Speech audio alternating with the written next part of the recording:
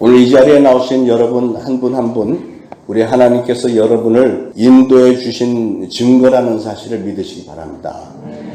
우리 좋으신 하나님은 저와 여러분을 항상 가장 좋은 최선의 길로 인도해 주시는 분이세요.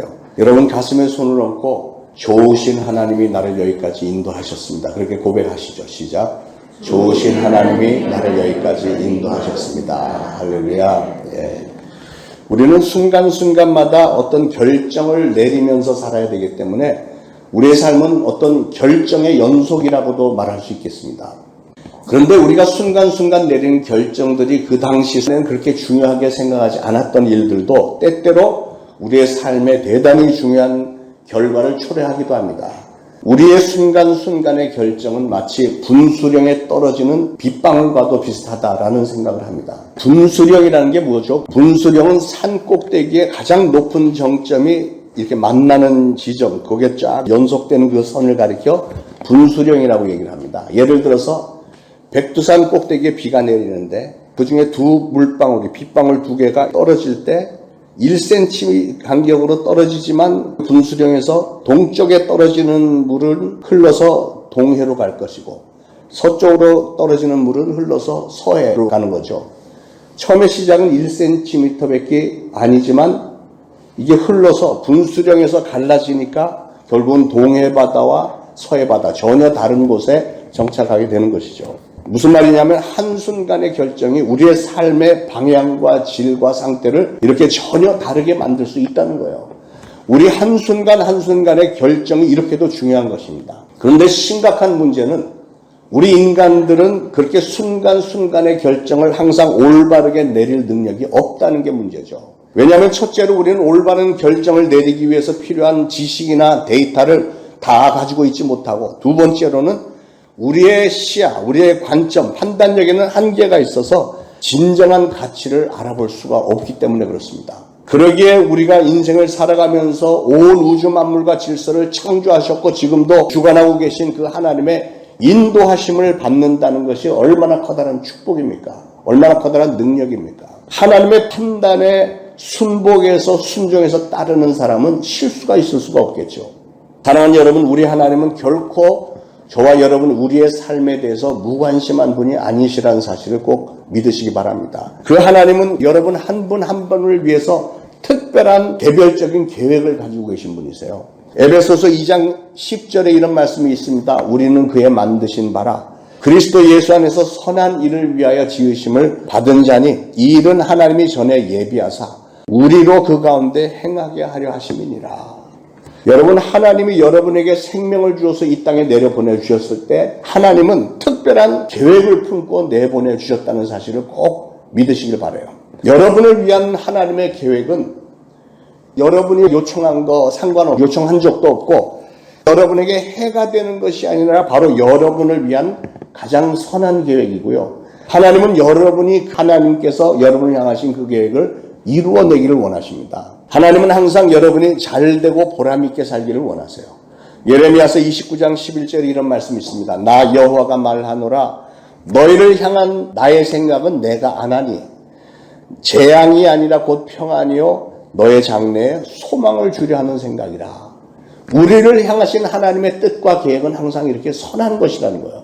우리를 향해서 최고의 것을 주기를 원하신다는 겁니다. 그래서 오늘 로마서 말씀도 무릇 하나님의 영으로 인도함을 받는 사람은 곧 하나님의 아들이라.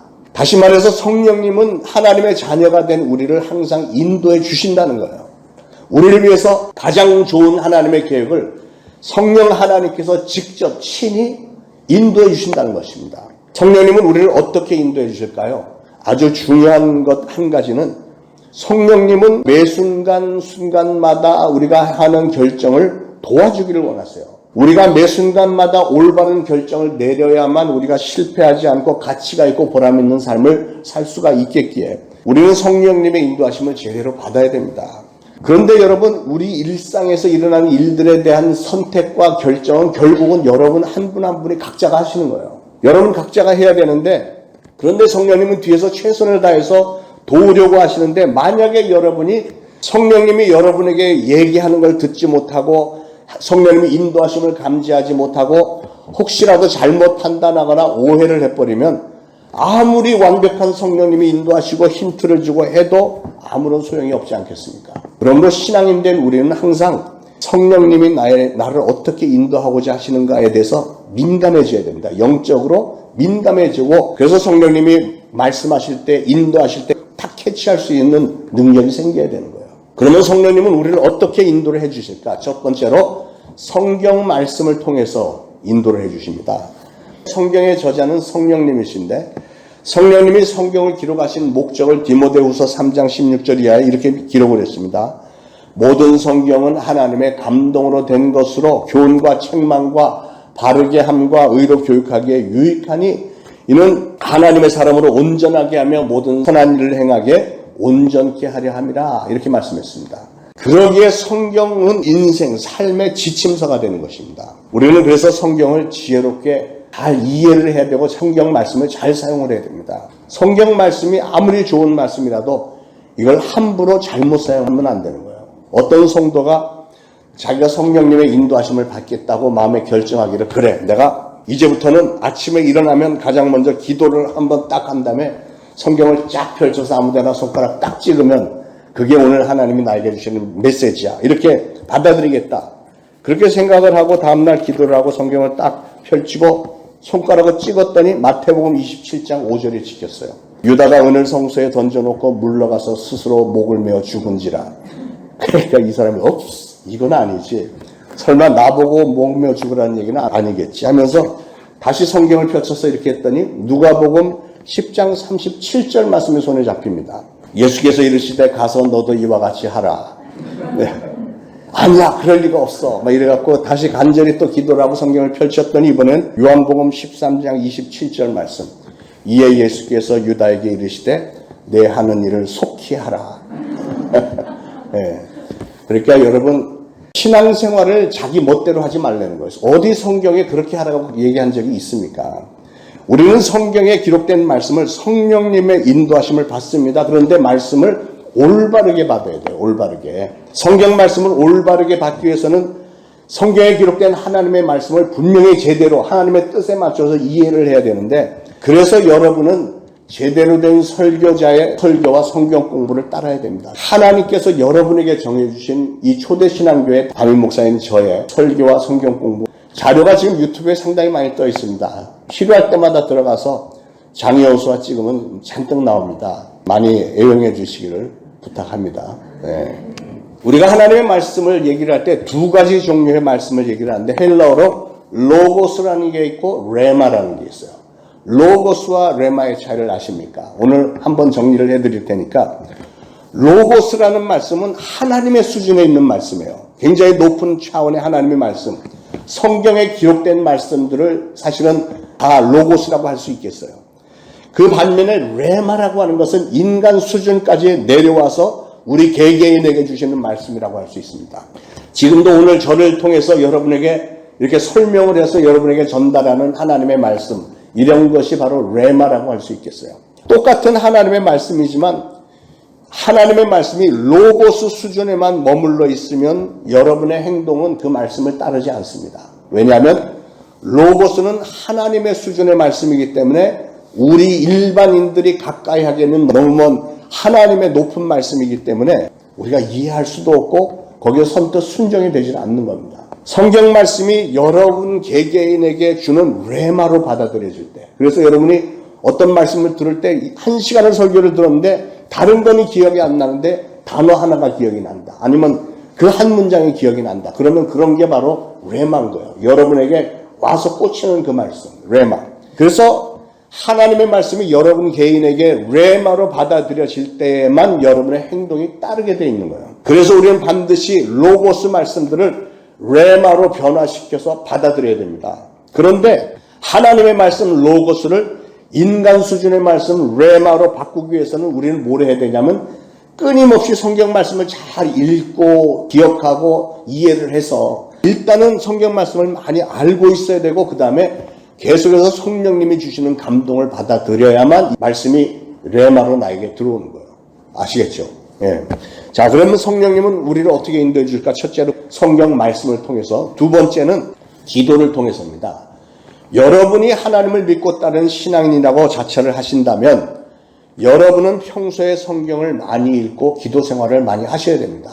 여러분이 기도를 많이 쌓게 되면 받게 되는 아주 중요한 혜택이 하나 있는데, 그건 뭐냐면 여러분이 어떤 어려운 일을 당하거나 어떤 결정을 내리기 힘든 어려운 상황이 생겼을 때 여러분이 결정을 해야 되겠는데 여러분 스스로 결정하는 게 아니고 그 결정을 도울 수 있는 하나님의 말씀, 성경 구절이 여러분의 눈에 확 들어오게 되는 일들이 벌어집니다. 그런 경우가 굉장히 많습니다. 그만큼 기도의 단을 많이 쌓고 성경 말씀을 많이 읽고 이게 무장이 되어 있어야 그게 가능해진다는 얘기죠. 자, 성령님은 우리를 어떻게 인도했을까? 세 번째는 환경입니다. 하나님은 우리 한 사람 한 사람을 위한 하나님의 선한 계획을 이루어 가기를 원하시지만 우리 모두에게는 각자 자유 선택의 의지를 주셨기 때문에 우리의 의지를 하나님께서 강압적으로 이래라 저래라 좌우하지는 않으십니다. 그러나 하나님은 여전히 우리가 잘 되기를 원하시고 올바른 선택을 하기를 원하시기 때문에 우리 삶의 환경 속에서 어떤 사건을 일으켜서 우리에게 힌트도 주시고 어떻게 해서라도 우리가 선하고 지혜로운 하나님의 길을 잘 깨닫고 발견해서 그 길로 가기를 원하시는 겁니다.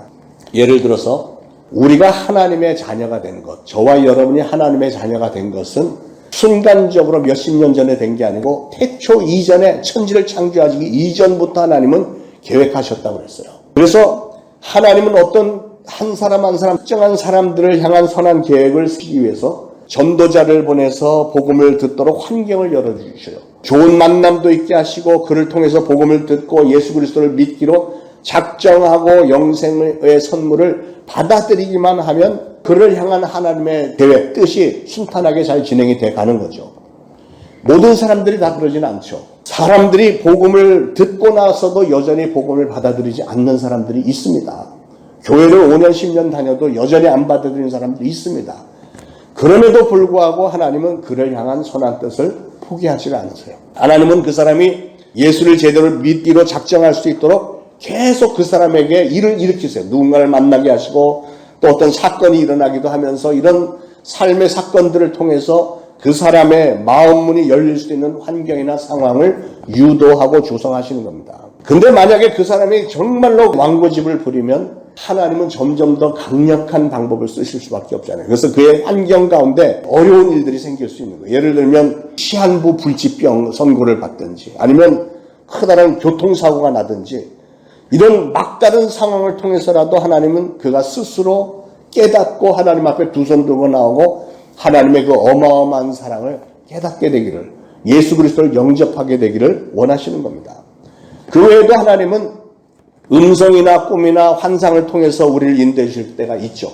예를 들어서 예수님의 육신의 어머니 마리아와 정혼한 요셉에게 꿈에 천사를 보내셔서 마리아가 잉태된 것은 성령으로 말미암은 것이니 두려워 말고 그를 너의 아내로 받아들이기를 두려워하지 말라, 이렇게 메시지를 주시기도 하셨고, 헤롯 왕을 피해서 애국으로 갈 것을 지시하셨고 상황 종료가 된다면은 다시 이스라엘로 돌아갈 것, 이런 걸 지시를 해준 것이 꿈에서 그런 일들을 해준 적이 있고요. 그런데 여러분, 꿈이라고 해서 모두가 다 하나님이 주시는 건 아닙니다. 마귀도 자기 편의 꿈을 가져다 주기도 하고 때로는 개들도 그런 꿈을 줘요. 그걸 개꿈이라고 하는데 그렇기 때문에 여러분, 꿈을 너무 분별 없이 의존하지 마시기를 바랍니다. 꿈이 맞는 게 아니잖아요. 정말 하나님께서 필요하면 주실 때가 없잖아 있겠지만 환상도 마찬가지입니다. 사도행전 16장에 성령님께서 사도 바울에게 마케도니아 사람을 환상 가운데 보여주셨죠.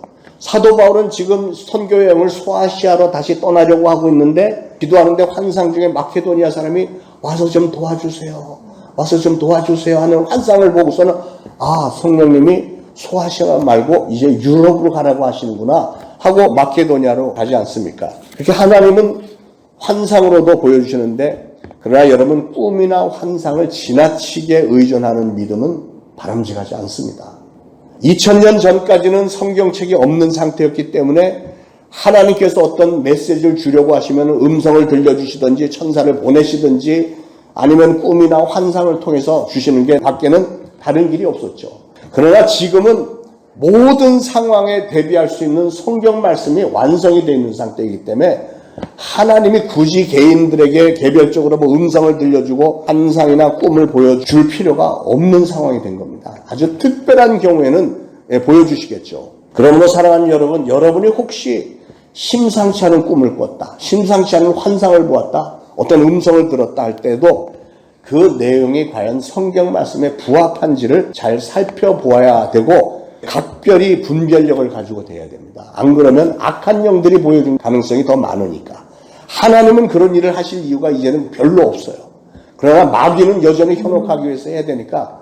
그래서 여러분들 주변에도 내가 환상을 보았어요, 꿈에 이런 거 얘기했어요, 그런 일을 많이 하는 사람 중에 신앙생활 제대로 하는 사람이 있던가요? 헛것을 쫓아다니는 사람들이 많이 있습니다. 그러니까 각별히 좀 조심을 하시기를 바랍니다.